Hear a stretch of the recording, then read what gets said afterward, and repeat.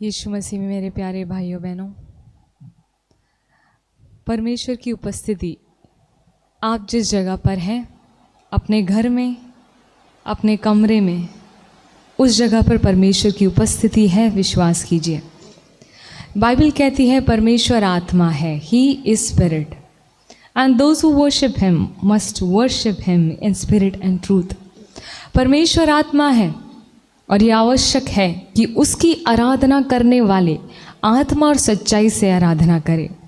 वो औरत जब यीशु मसीह से कहती थी कि यीशु जी, तुम तो कहते हो कि वो मंदिर में आराधना करनी चाहिए, लेकिन हमारे पुरखे तो कहते हैं कि इस पहाड़ पर करनी चाहिए, तो यीशु ने ये बात उससे कही ये समझाने के लिए कि जगह मैटर नहीं करती। आप किस जगह पर बैठ के प्रार्थना कर रहे हो, चाहे वो मंदिर हो, चाहे वो घर हो, चाहे वो पर्वत हो, that doesn't matter. God is spirit, परमेश्वर आत्मा है और जो कोई उसकी आराधना करे उसके लिए आवश्यक है कि वो आत्मा और सच्चाई से आराधना करे। He must worship God in spirit and truth. ये आत्मा और सच्चाई की आराधना प्रार्थना से बढ़कर है। कई बार हम मनुष्य चूक जाते हैं। हम अपने आप को जो मसीह कहते हैं और गर्व महसूस करते हैं अपनी प्रार्थना वाले शेड्यूल पर। हम प्रार्थना और बाइबल में कितना समय देते हैं, जिस पर हम इतना गर्व करते हैं। हम जो पुराने मसीह हैं, हम ये बुनियादी बात भूल जाते हैं जो यीशु मसीह ने कही। जो उस परमेश्वर की आराधना करना चाहे वो ये करे कि वो आत्मा और सच्चाई से आराधना करे। नंबर 1, वो आत्मा में आराधना करे और दूसरा वो सच्चाई से आराधना करे। Your worship must be a true worship. आपकी आराधना एक सच्ची आराधना कब होती है? When is my prayer and my worship to my God? वो जो आराधना और भजन और धन्यवाद वाला भाव जो मैं परमेश्वर को अर्पित करती हूँ, वो सच्चा कब ठहरता है?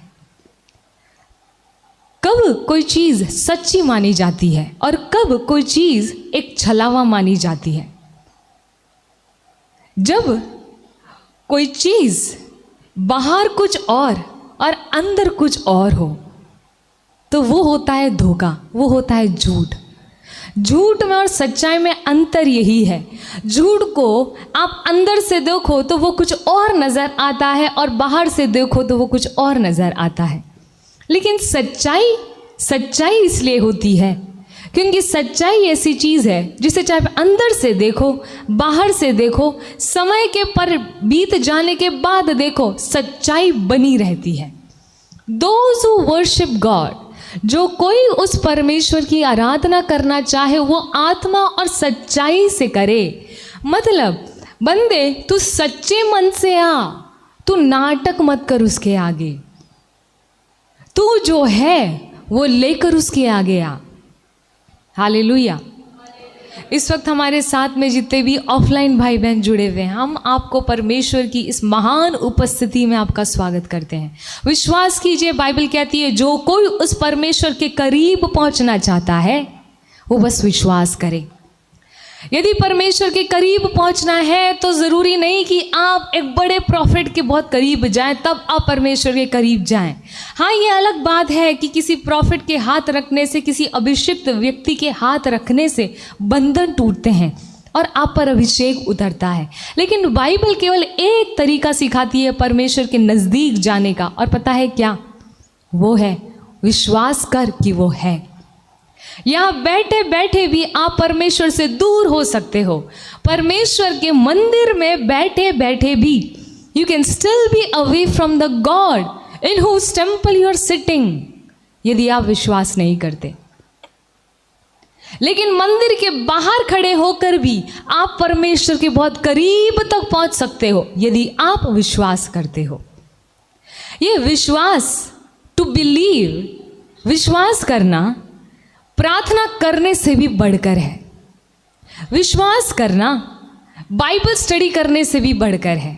विश्वास करना थियोलॉजी और खूब पढ़ाई और खूब तपस्या और उपवास करने से भी बढ़कर है।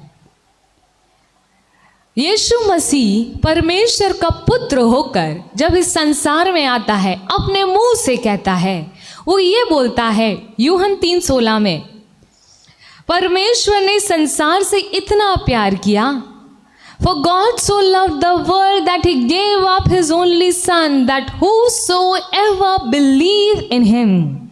गौर कीजिए, परमेश्वर ने संसार से इतना प्यार किया, जगत से इतना प्रेम रखा कि उसने अपना इकलौता पुत्र दे दिया, ताकि जो कोई उस पर विश्वास करे, बोलो जोर से, विश्वास करे, जो कोई उससे प्रार्थना करे नहीं, जो कोई उस पर विश्वास करे। प्रार्थना करना इस परमेश्वर के पुत्र से विश्वास करने से बढ़कर नहीं है। यीशु मसीह पर विश्वास करना is far more important, far more superior than praying to him.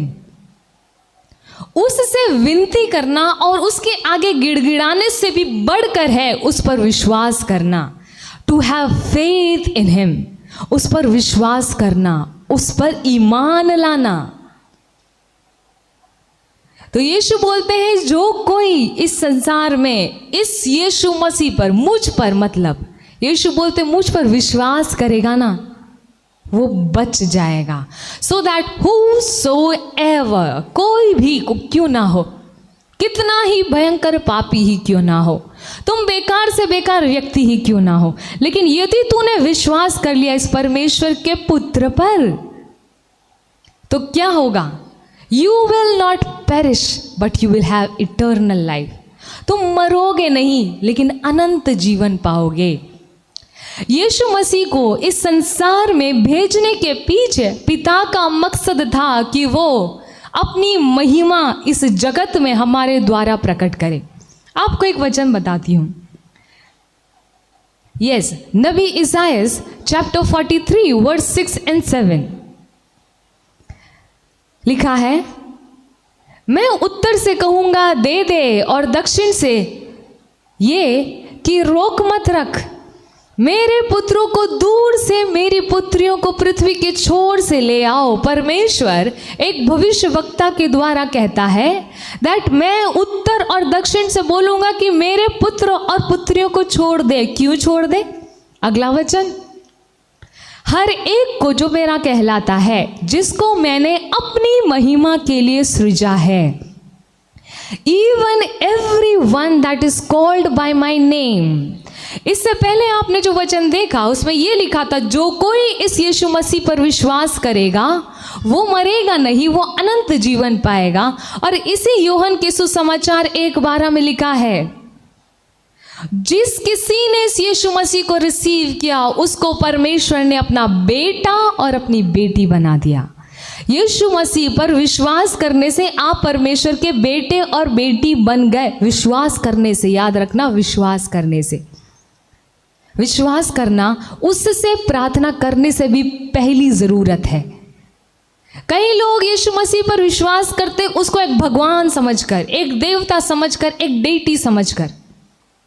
उस यीशु मसीह के ऊपर विश्वास करना और प्रार्थना करना दो अलग बात हो सकती है। You can pray to him but still not believe that he is the son of God and he died for you. आप उससे मांग सकते हो, चंगाई पा सकते हो, बिना उस पर विश्वास किए, बिना उस पर यह विश्वास किए कि यीशु मसीह मेरे पापों के लिए मरा और तीसरे दिन जी उठा और उसके मार खाने से, उसके कोड़े खाने से मैं भला चंगा हुआ हूं और मुझे अनंत जीवन प्राप्त है।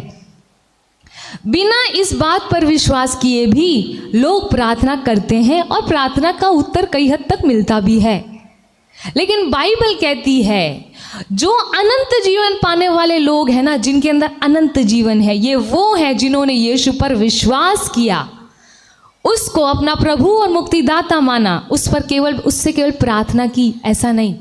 दे डिड नॉट जस्ट प्रे, वो केवल अपनी चंगाई और अपनी ज़रूरत के लिए गिड़गिड़ाए नहीं, लेकिन ये यीशु मसीह उनके जीवन का हिस्सा बन गया।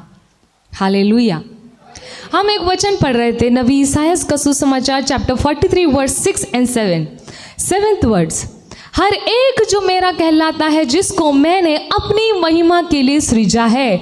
परमेश्वर वो जो उसका बेटा और बेटी है, उस बेटे और बेटी को उसने संसार के प्रारंभ से एक बात के लिए चुना, और पता है वो बात क्या है? उसकी महिमा। बोले जोर से, उसकी महिमा। परमेश्वर ने अपने पुत्र और पुत्री को अगर चुना है तो उसकी महिमा के लिए चुना है। आगे लिखा है, जिसको मैंने रचा और बनाया, किस लिए? अपनी महिमा के लिए। परमेश्वर आपको और मुझको यदि यीशु मसीह के द्वारा अपना बेटा और बेटी बनाता है तो वो अपनी महिमा के लिए बनाता है। वो यदि मेरे पाप क्षमा करता है तो वो बोलता है, I forgive you your sin for my own sake. मैं अपने खातिर, अपनी महिमा के खातिर तेरे पाप को तुझसे अलग करता हूं, तुझको धोकर शुद्ध करता हूं। अब परमेश्वर की महिमा क्या है? कैसे मैं उसकी महिमा करूं? क्या भजन गाकर? क्या हर बात में खुश रहकर? जस्ट फॉर एग्जाम्पल, ये मेरा फ़ोन आईफोन नहीं है, लेकिन एक उदाहरण देती हूँ मैं। किसी के हाथ में एक बार आईफोन आया, उसको पता नहीं कि ये आईफोन नाम की कोई ब्रांड होती है। उसने बस वो फ़ोन देखा, उसका कैमरा चेक किया, उसकी वीडियो देखी और बहुत खुश हुआ। उसके फीचर्स देखे और उसको बहुत मस्त लगा फ़ोन। जब उसकी चीज़ों को देखकर वो इम्प्रेस हुआ, तब वो जो फ़ोन का मालिक था उससे पूछता है, ओनर जिसका फ़ोन था वो, ये कौन सी कंपनी का फ़ोन है? तो बोलता है, ये कोई मामूली कंपनी नहीं है, ये एप्पल कंपनी का फ़ोन है, आईफोन है, 1.5 लाख का आता है, सस्ता नहीं है, बहुत महंगा है, और इसीलिए ये सबसे अलग है। जब किसी चीज़ को देखकर, उसकी क्वालिटी, उसके फीचर को देखकर हम मनुष्य कहाँ पहुँचते हैं?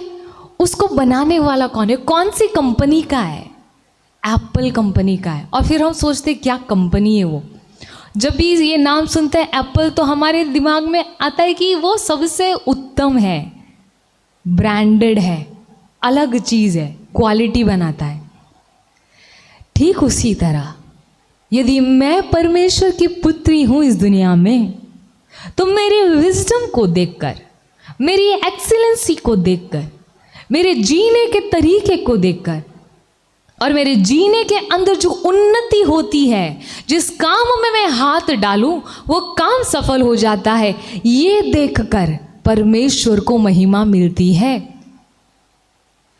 यूसुफ जब नौकर बन के किसी के घर में गुलाम बन के गया था, नौकर तो एक अच्छा स्टेटस है, वो गुलाम बन के गया था, लेकिन गुलाम होते हुए भी जब वो काम करता था तो उसके काम में निपुणता होती थी। जब उसके काम में निपुणता देखने को मिलती थी तो लोग उसके परमेश्वर को रिकॉग्नाइज करते थे। दानियल हुआ, दानियल एक ऐसा आदमी था जिसने वो राजा को, जो राजा खुद देखकर सपना भूल गया सुबह तक। बाइबल में लिखा है राजा को अपना सपना याद नहीं था, वो ऐसे नाटक नहीं कर रहा था कि मैं सपना नहीं बताऊंगा, असलियत में खुद अपना सपना भूल गया था। मैंने रात को क्या सपना देखा। उसने अपने देश के सभी स्पिरिचुअल लोगों को इकट्ठा किया, लेकिन कोई भी उसको सपना नहीं बता पाया। लेकिन दानियल, जिसके ऊपर लिखा है the spirit of excellency rested on him, जब दानियल के सामने ये चैलेंज आता है तो दानियल वो बात राजा की जो राजा खुद भूल गया था, एकदम डिटेल, परफेक्ट डिटेल के साथ में जब राजा के आगे रखता है ना, तो ऐसा करने से परमेश्वर को महिमा मिलती है। परमेश्वर को महिमा इसमें नहीं मिलती कि आप बस दुखी भी रहो लेकिन दुख के अंदर बस गाना गाते रहो। कोई भी परमेश्वर को रिसीव नहीं करेगा, कोई भी आपको देखकर, आपकी अवनति को देखकर आपके परमेश्वर को रिसीव नहीं करेगा। याद रखना, यदि मैं एक ऐसा व्यक्ति हूं या मैं एक ऐसी सच पर्सनैलिटी जो हर बार पैसों के लिए रोती रहती है, कर्जे में दबी हुई रहती है, मेरे जीवन में कोई उन्नति नहीं फाइनेंशियली, ऐसी हालत में मैं यदि यीशु मसीह को किसी को ऑफर करूं तो वो तो मेरी रिस्पेक्ट करेगा, जी बहन आपका आदर है। लेकिन जो बात आप सिखाते हैं यदि वो आपके लिए काम नहीं करती तो मेरे लिए क्या काम करेगी? यदि आपका यीशु मसीह पर विश्वास करना आपके लिए ही काम नहीं करता तो मेरे लिए क्या करेगा वो? Many a times हमारा बोलना, कई बार हमारा बोलना और किसी को सुसमाचार सुनाना कारगर इसलिए नहीं होता क्योंकि हमने अपनी लाइफ में उसको अप्लाई नहीं किया। इसीलिए वचन में लिखा है जो कोई उस पर विश्वास करे। आप जब विश्वास के साथ जिएंगे ना तो वो एक प्रार्थना वाले व्यक्ति, केवल प्रार्थना करने वाले इस व्यक्ति से भी ज्यादा प्रभावशाली जीवन होगा। A life of faith is powerful life। ये एक मामूली बात नहीं विश्वास करना। बाइबल में लिखा है रोमी 8:6, to keep the mind in the flesh. मन को शरीर में लगाए रखना मौत की ओर ले जाती है, लेकिन यदि मनुष्य मन को आत्मा में लगाए, आत्मा की बातों पर लगाए तो वो जीवन और शांति की ओर ले जाता है। शरीर पर मन लगाना तो मृत्यु है, परंतु आत्मा में मन लगाना जीवन और शांति है। This is something so deep. Carnally minded, एक शरीर में मन लगाने वाला आदमी और आत्मा में मन लगाने वाला आदमी इसी बात की वजह से अलग है। शरीर में मन लगाने वाला आदमी विश्वास का जीवन नहीं जीता। वो प्रार्थना का जीवन जीता होगा लेकिन विश्वास का जीवन नहीं जीता। वो प्रार्थना खूब करता होगा लेकिन उसकी भाषा में, उसकी जिंदगी में विश्वास की कमी है। प्रार्थना की कमी नहीं होते हुए भी विश्वास की कमी हो सकती है। I have been meeting people, मैंने ऐसे कई लोगों से मिली हूँ और कई बार मैंने अपनी जिंदगी में भी ये देखा था। बीते जिंदगी को जब मैं गौर से देखती हूँ तो मैंने ये पाया प्रार्थना तो खूब थी लेकिन शक्ति नहीं थी। भक्ति तो खूब थी लेकिन शक्ति कहाँ थी? तपस्या तो खूब की, फास्टिंग तो खूब किए, लेकिन काम क्यों नहीं हुआ? Why did the things not work out for me? जबकि बाइबल कहती है जो कुछ तू प्रार्थना में मांगे विश्वास कर तो तुझे मिल जाएगा। लेकिन प्रार्थना करने के बाद भी जिन बातों के लिए मैंने प्रार्थना की वो हुई क्यों नहीं? आज मुझे समझ में आता है। फर्क यह था, प्रार्थना तो खूब थी लेकिन विश्वास नहीं था। पता है Mark 11:24, Mark chapter 11 verse 24, yes, इसीलिए यीशु मसीह कहते हैं, इसीलिए मैं तुमसे कहता हूँ जो कुछ तुम प्रार्थना करके मांगो तो प्रतीति कर लो कि तुम्हें मिल गया है। इंग्लिश में बड़ा अच्छा लिखा है, whatsoever ye desire, जो कुछ तू इच्छा करे। Number 1, whatsoever you desire, when you pray, believe that you received them। जिस किसी भी बात की तू इच्छा रखता है तो जब उस बात की जिसकी तू इच्छा रखता है उस बात के लिए जब प्रार्थना करे ना तो एक काम साथ में करते रहना, साइड बाय साइड। वो ये है बिलीव दैट ये रिसीव देम। तो प्रतीति भी कर ले कि तुझे वो मिल गया है और फिर तुझे वो मिल जाएगा।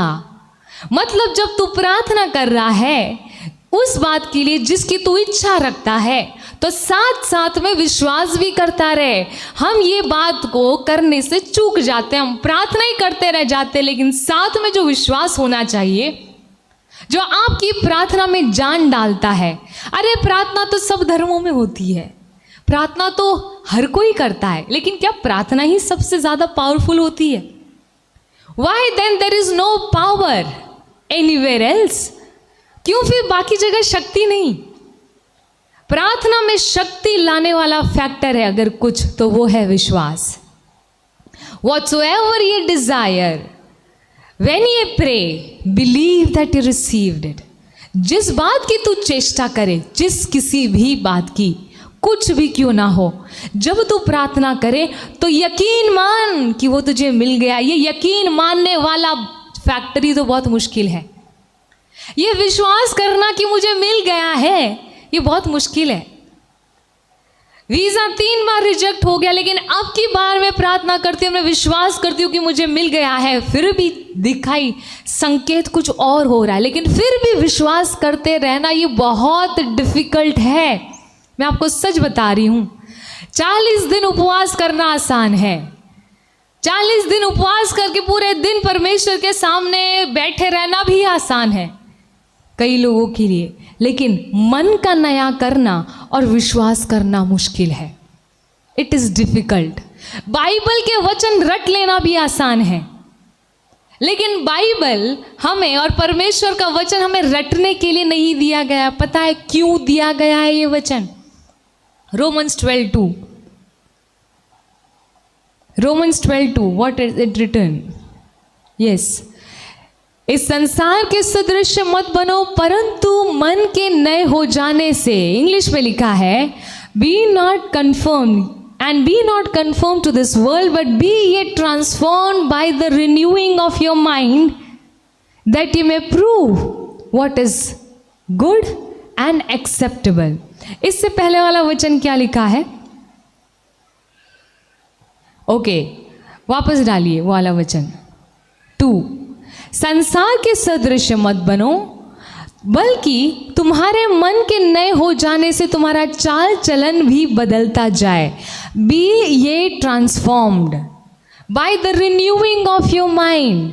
ये वचन हमको इसलिए दिया गया है कि हमारा ट्रांसफॉर्मेशन हो, हम बदलें। हम वो व्यक्ति हैं, यीशु मसीह पर विश्वास करने से पहले आप और हम एक शारीरिक मनुष्य थे, जिसका मन शरीर की बातों में लगा हुआ था, जिसका मन संसार की बातों में, संसार के चाल चलन में लगा हुआ था। जिसको संसार षड्यंत्र कहता था उसको हम भी षड्यंत्र कहते थे, जिसको संसार बुद्धिमानी कहता था हम उसको बुद्धिमानी कहते थे। संसार कहता था कि पढ़ाई लिखाई करो, घर बसाओ, शादी करो, अच्छा घर, अच्छी गाड़ी और ये है अच्छी जिंदगी। हम भी वही भाषा बोलते थे, हम संसार के नाई थे। लेकिन परमेश्वर का वचन हमें इसीलिए दिया गया जिससे कि हमारे मन नए हो जाएं। लेकिन बाइबल कहती है, be not conform to this world but be transformed. तुम बदल जाओ। ये बदलना आपके और मेरे हाथ में है। ये यूहन्ना का सुसमाचार 1:12 पता है क्या कहता है? जिस किसी ने यीशु मसीह को अपनाया उन सब को परमेश्वर ने अपना बेटा और बेटी होने का अधिकार दिया। They have got now the power to become the sons of God. मेरे पास शक्ति है कि मैं परमेश्वर का बेटा और बेटी बनूं। मेरे पास शक्ति अवेलेबल है। I have the power to become the son of God, but whether or not I use this power depends on me. मेरे पास शक्ति है कि मैं परमेश्वर का पुत्र और पुत्री बनूं, लेकिन मैं इस शक्ति को उपयोग करूं या नहीं करूं ये मेरे हाथ में है अब भी। कई लोग इसीलिए भ्रम में पड़े यीशु मसीह में विश्वास करने के बाद में, why things are not working for me, क्योंकि तूने जो शक्ति तुझको मिली ना उसको यूज नहीं किया और अब तक ट्रांसफॉर्म नहीं हुआ। पौलुस कहता है तुम इस संसार के नाई मत बनो, लेकिन बदल जाओ।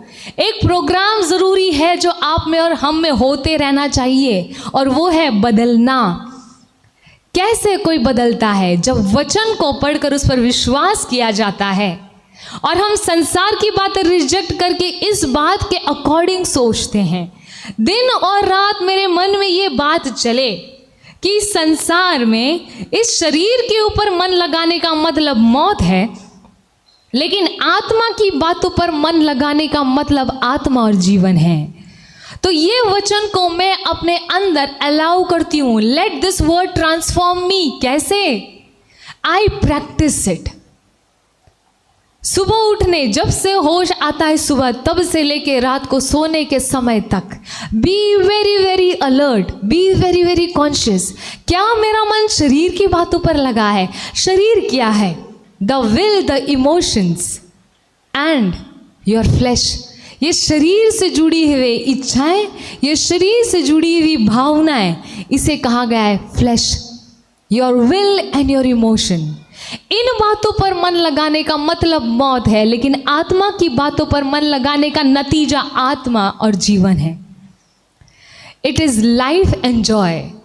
जब यीशु मसीह के ऊपर हम विश्वास करते हैं और यीशु मसीह पर विश्वास करने के बाद हम अपने आप को ट्रांसफॉर्म करने लगते हैं, तो हम इस दुनिया के अंदर एक मामूली व्यक्ति नहीं रहते। We are another Daniels here. हम यहाँ पे दूसरे डैनियल और दूसरे यूसुफ की तरह और दूसरे पौलुस की तरह और पतरस की तरह काम करते हैं। हमारी जिंदगी आम जिंदगी नहीं रहती। और तब जब ऐसा होता है तो ये ज़रूरी नहीं कि आप प्रार्थना करो कि आपके काम में सफलता हो, लेकिन बाइबल कहती है ब्लेसेड इज द मैन, धन्य है वो जो दिन रात उसकी संहिता पर मनन चिंतन करता है, जिसने अपने आप को बदलना चुना। धन्य है वो इंसान जो दिन और रात उसके वचनों पर मनन चिंतन करता है। ऐसा व्यक्ति उस वृक्ष के समान है जिसकी जड़ें जल के स्रोत के पास लगी हुई हैं। उसकी जड़ है ना, वो पानी कहीं किसी गार्डनर की मोहताज नहीं, कोई पानी उसको दे इसकी मोहताज नहीं, लेकिन उसकी जड़ बहुत गहरी है। और उसकी जड़ें कहाँ पहुँच रही है? जल के स्रोतों के किनारे। वो हर मौसम में फलता है, वो जिस काम में हाथ डालता है वो सफल होता है। यूं ही थोड़ी परमेश्वर ने, यहोवा परमेश्वर ने इज़राइलियों को ये कहा कि ये जो बातें मैं तुमसे कहता हूँ इस पर दिन और रात चित्त लगाए रहना, जिससे कि इस पर जो जो लिखा है उसको तुम पालन कर सको। और फिर परमेश्वर ने आशीषों की एक के बाद एक लाइन लगा दी कि तुझको मैं सर बनाऊंगा, पूंछ नहीं। तुझको नेता बनाऊंगा, अनुयायी नहीं। तुझे देने वाला बनाऊंगा, मांगने वाला नहीं। अरे तू छोड़ अपने आप को, तू जो जानवर पालेगा ना अपने घर में, वो जानवर तक बांझ नहीं रहेंगे, वो जानवर फलवंत रहेंगे, उनमें बीमारियां नहीं होगी। तू तो अपनी बात करता है। तेरे खाना बनाने वाले उस बर्तन को मैं आशीष दे दूंगा। तुझे कोई दवाई की ज़रूरत नहीं होगी, कोई टॉनिक खाने पीने की ज़रूरत नहीं होगी। तेरा आटा गूंदने का पात्र आशीषित होगा। तुझे डरने की ज़रूरत नहीं, बाहर जाए तो तेरे पे खतरा हो, लेकिन तेरे घर से बाहर जाना और तेरे घर के अंदर आना, both will be a blessing. कब? When will it happen? तब जब तू अपने मन को मेरी इस बातों पर दिन और रात लगाए रहेगा। परमेश्वर ने अपने पुत्र और पुत्रियों को इसलिए चुना कि उसकी महिमा इस धरती पर हो। कैसे? जिससे कि वो अपनी इमेज हमारे द्वारा इस धरती पे प्रकट करे। पौलुस कहता है थेसलोनियंस में शायद कि तुम भरपूरी का जीवन जियो, जिससे कि जब तुम अविश्वासियों के सामने जाओ ना तो तुम कॉन्फिडेंस से जा सको। Let your profiting be appearing unto all, Timothy को कहता है पौलुस कि तेरी जो बढ़ोतरी हो रही है ना, ये संसार को दिखाई दे। जब तेरी बढ़ोतरी संसार को दिखाई देगी तो लोग तेरे पास आके पूछेंगे कि आप कौन से परमेश्वर को पूछते हो, क्या सीक्रेट है आपके सक्सेस का। तब तू मेरी महिमा करना। प्यारे भाई प्यारी बहन, ग्लोरीफाइंग गॉड, हमने गाना गाया ना शुरुआत में, जलाल हो मेरी जिंदगी में तेरा जलाल हो। इसी गाने को दो व्यक्ति अलग अलग तरीके से गा सकते हैं। एक व्यक्ति गाएगा जैसे वो परमेश्वर के आगे भीख मांग रहा है, प्रभु प्लीज तेरी महिमा मेरे जीवन में कर, मैं तेरी पूजा करूंगी, तेरी परस्तिश करूंगी। जैसे लालच देता है ना कोई भक्त, मैं तेरे मंदिर में दिन रात बैठी रहूंगी, बस तू मेरे जिंदगी में जलाल कर। हमने शुरू में गाना गाया था। और एक व्यक्ति विश्वास के साथ गाता है, वो बोलता है, वो परमेश्वर के ऊपर विश्वास करता है, अपनी जिंदगी से कहता है मेरी जिंदगी में परमेश्वर का जलाल हो। ही ऑलरेडी बिलीव्स, और वो डिक्लेयर करता है और डिक्री करता है कि मेरे लाइफ में परमेश्वर की महिमा हो, मैं उसकी पूजा और मैं उसकी परस्तिश हमेशा तक करती रहूंगी। लालच नहीं दे रही, वो लालच नहीं दे रहा हो परमेश्वर को कि प्रभु तू मेरे जीवन में अपनी महिमा करेगा ना तो मैं तेरी पूजा करती रहूंगी, लेकिन वो ये कह रहा है कि परमेश्वर की महिमा मेरे जीवन में हो। आई डिक्लेयर एंड डिक्री, मैं विश्वास करती हूँ और घोषित करती हूँ कि मेरे परिवार में परमेश्वर की महिमा हो रही है, मेरी जिंदगी में से दुख, परेशानी, गरीबी जा रही है, श्राप जा रहा है। यीशु मसीह के नाम पर सारे प्रॉमिसेस के लिए परमेश्वर की ओर से हाँ ही हाँ है, इसीलिए मैं रिसीव करती हूँ और जिंदगी में मेरे परमेश्वर का जलाल हो, मैं उसकी पूजा करूँ, परस्तिश करूँ, जिंदगी भर उसके गीत में गाता रहूँ खुशी के साथ। वो मजबूरी में अपने आप को जैसे मैं बेच देती हूँ बिना मेरी इच्छा के, प्रभु मेरी ज़िंदगी में तेरा जलाल हो तो मैं अपने आप को तुझे दे दूंगी, मजबूरी में नहीं लेकिन बड़े खुशी के साथ गाता है वो। बाइबल में लिखा है 34:7 Psalms, delight your self in the Lord, खुशी के साथ उस परमेश्वर में आनंद मना, देख वो तेरे दिल की मनोरथ पूरी करेगा।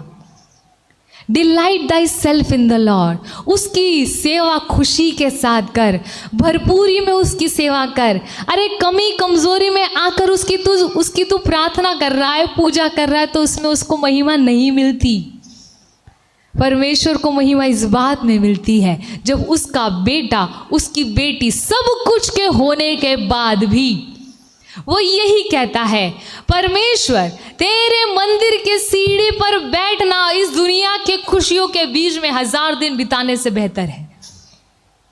दाऊद के समान राजा था वो राजा, उसके पास किसी चीज की कमी नहीं, क्या लड़कियां क्या कुछ, he had everything he wanted and he could ever desire, लेकिन फिर भी कहता है, हे प्रभु तेरे मंदिर के चौखट पर बैठना, वहाँ पर 2 दिन कितने ही अच्छे हैं वहाँ पर बिताया हुआ थोड़ा सा समय। I love your presence. जब परमेश्वर का बेटा और बेटी ऐसे प्यार के प्रति रिस्पॉन्ड करता है ना, तो ऐसे व्यक्ति को देखकर परमेश्वर को महिमा मिलती है। प्यारे भाई प्यारी बहन, ये संसार में हमारा जीवन आत्मिक है। आत्मिक मतलब you and I need to live a life of faith, not a life of prayer alone. प्रार्थना का जीवन एक विश्वास के जीवन से थोड़ा नीचे है। प्रार्थना का नहीं, विश्वास का जीवन। जब विश्वास होगा ना तो आपका पूरा जीवन एक प्रार्थना बनेगा। When you have faith, your life will be a prayer. चलना फिरना आपका एक प्रार्थना होगा। जब विश्वास है ना तो लंबी लंबी प्रार्थना नहीं करनी, आपको कब्र के सामने बस यीशु मसीह की तरह ये कहना है, ए लाजरस बाहर निकल, बेटी सो रही है, मरी नहीं है। उसको बस एक शब्द कहना है, फेथ, हैव फेथ। यीशु मसीह को कुछ लोग आके कहते हैं, यीशु जी परमेश्वर के बड़े बड़े काम कैसे किए जाएं? तो यीशु कहते हैं, परमेश्वर का काम ये है कि जिसको उसने भेजा है उस पर तुम विश्वास करो। Hallelujah. A life of faith is far more superior than a life of prayer. आपको क्या लगता है, इब्राहिम विश्वास का पिता इसलिए था कि वो खूब उपवास प्रार्थना करता था, खूब दिन रात किसी वेदी के सामने बैठा रहता था? नहीं। इब्राहिम, अगर इब्राहिम है आज और आज परमेश्वर और परमेश्वर के लोग उस इब्राहिम को याद करते हैं, तो वो इसलिए करते हैं क्योंकि वो विश्वास का व्यक्ति था। जो कोई परमेश्वर को खुश करना चाहता है ना, उसको विश्वास करना है। प्रार्थना करने से पहले उसे विश्वास करना है। जब विश्वास करोगे ना तो आपकी प्रार्थना परमेश्वर को न केवल ग्रहण योग्य होगी, लेकिन वो आपकी प्रार्थना से खुश होगा। There is something about a prayer of faith. एक प्रार्थना जो विश्वास से प्रोपेल होके की गई ना, उसमें कुछ अलग बात होती है। वो याबेस जब प्रार्थना करता तो उसने 4 बात मांगी, लेकिन उसके 4 छोटे छोटे शब्दों में खूब विश्वास भरा हुआ था। विश्वास ये कि जिस परमेश्वर से मैं प्रार्थना कर रहा हूँ वो परमेश्वर मुझको प्यार करता है, वो मेरी उन्नति करने में इच्छुक है और मेरा उन्नति होना उसको भाता है। मैं उससे जो मांगूंगा वो मुझे देगा। ऐसा विश्वास जब होता है ना तो छोटी से छोटी प्रार्थना भी काम करती है। प्यारे भाई प्यारी बहन, let us focus these days. आइए हम आज जब प्रार्थना करें तो इस बात की ओर गौर करें कि क्या मेरी प्रार्थना विश्वास वाली प्रार्थना थी। एक विश्वास करने वाला व्यक्ति ही पुत्र और पुत्री की कैटेगरी में आता है। परमेश्वर ने हमको डरने की और डर डर के प्रार्थना करने वाली आत्मा नहीं दी कि प्रभु ये चीज़ की मुझे ज़रूरत है, हो सके तो दे दे। लेकिन परमेश्वर ने हमें जो आत्मा दी है ना, that is a spirit of courage. We have confidence. जब हम उसकी वेदी के आगे जाते हैं ना, तो हमें हियाव है, हमें भरोसा है कि जो कुछ हम मांगेंगे वो हमें देगा। तो जब आप प्रार्थना करें तो प्रार्थना आपकी विश्वास वाली हो। क्या करें, कैसे करें विश्वास वाली प्रार्थना? There is more declaration and decree. खूब ज़्यादा गिड़गिड़ाना नहीं होता ऐसी प्रार्थना में, लेकिन विश्वास से स्थापित करना होता है। परमेश्वर ने हमें जुबान दी है। बाइबल में वचन है प्रोवर्ब्स में, a man shall eat the fruit of its mouth. अपने मुंह का फल एक व्यक्ति खाता है। यदि आप अपने मुंह से वो बोले जो विश्वास की भाषा है, तो आप देखना उसके फल खाओगे। जो चीज़ परमेश्वर ने हमको ऑलरेडी दे दी है, वो चीज़ आपके प्रार्थना करने के बाद वो देगा, ऐसा नहीं है। परमेश्वर ने आपको सब बातों के लिए हाँ ही हाँ कहा है। यीशु मसीह के नाम पर आपको वो चीज़ दे दी गई है। तो जब जो चीज़ आपको दे दी गई, उसी चीज़ के लिए आप उसके पास फिर से मांगो, तो क्या वो आपको मिलेगी? Is already given to you, वो तो तेरा है। बाइबल कहती है इस धरती के ऊपर, इस आसमान के नीचे हमको यीशु मसीह के अलावा और कोई नाम नहीं दिया गया जिससे मुक्ति मिलती है। मतलब यीशु मसीह का नाम हमारे पास है, यीशु मसीह का अधिकार हमारे पास है, उसकी अथॉरिटी हमारे पास है। तो जब उसकी अथॉरिटी हमें दी गई है कि हम दुष्ट आत्मा और उसकी सारी ताकतों को कुचलें, तो जो ताकत और जो अथॉरिटी हमको ऑलरेडी उस परमेश्वर ने दे दी, वो बात को हम परमेश्वर के आगे जाके गिड़गिड़ा के मांगते क्यों हैं? क्यों हम रोते, प्रभु मेरे घर से दुष्ट आत्मा निकाल देना? वो तो कहेगा कि अधिकार तो तेरे पास है, मैंने तो तुझको दे दिया है। I have given you the authority, मैंने तुझको दिया है वो सामर्थ। यीशु मसीह ने कहा मैं तुमको सांपों बिच्छों बैरी की सारी शक्ति को कुचलने का सामर्थ देता हूं। तो उसने दे दिया, जिस दिन उसने दिया उस दिन दे दिया। यीशु मसीह प्रकट इसलिए हुआ कि शैतान के सारे कार्य नष्ट हो जाए, और अब उसी यीशु मसीह का नाम हमारे पास है।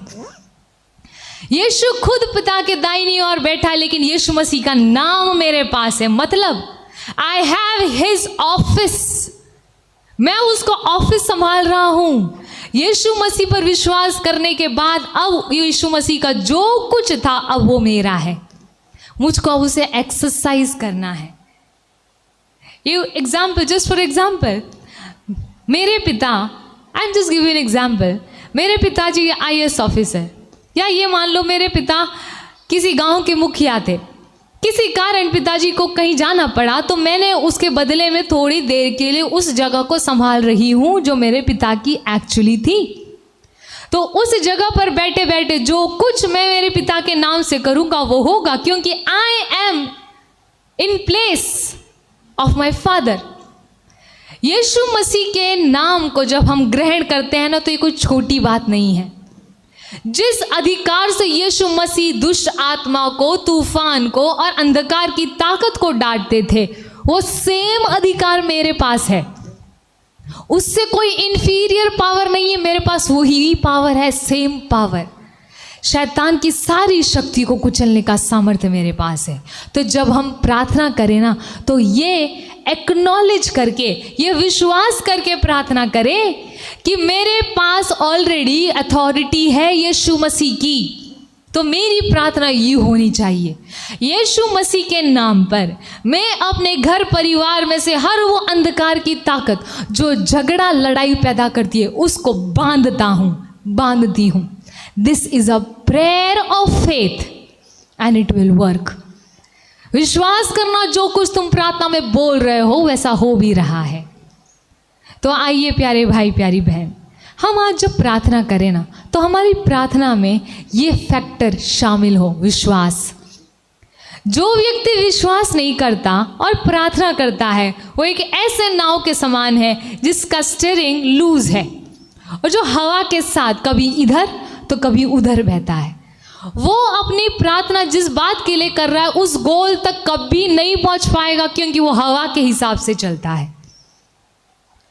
कभी मन में भावनाएं उठी तो इस बात के लिए प्रार्थना की, तो कभी मन में भावना उठी तो इस बात के लिए प्रार्थना की, भावनाओं के मुताबिक। और कभी भी विश्वास के साथ प्रार्थना नहीं करता कि जिस बात के लिए मैं प्रार्थना कर रहा हूं वो मेरे साथ होगी। वो प्रार्थना कर रहा है परमेश्वर के सामने, लेकिन जो ही प्रार्थना उसकी खत्म हुई फिर से वही टाइप की बातें, वही चिंता, वही डर वाली बातें उसके मुंह से निकलने को, सुनने को मिलती है। ऐसा व्यक्ति जो विश्वास रहित प्रार्थना करता है, खूब प्रार्थना करे, खूब मेहनत करे, लेकिन उसका फल नहीं आता। और इस बात से पता है क्या होता है? इस बात से परमेश्वर के नाम की निंदा होती है।